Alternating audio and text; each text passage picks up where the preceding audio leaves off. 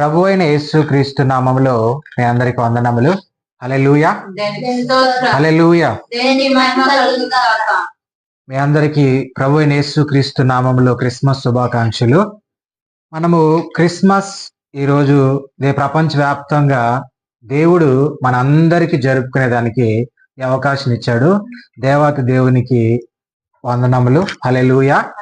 అయితే క్రిస్మస్ అని అంటే మనం అనుకుంటూ ఉంటాము, క్రిస్మస్ అంటే మంచి మంచి డ్రెస్సులు, లేకపోతే మంచి పెయింటింగ్స్ వేసుకోవడము, లేకపోతే క్రిస్మస్ ట్రీ పెట్టుకోవడము, ఇలాగ రకరకాలుగా మనం ఆలోచిస్తూ ఉంటాం. కానీ కేకులు కట్ చేయడము ఇవన్నీ కాదు. కానీ క్రిస్మస్ అంటే క్రీస్తుని ఆరాధించడము. హల్లెలూయా.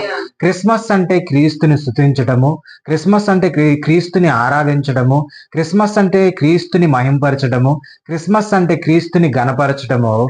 తద్వారా మన కుటుంబాలు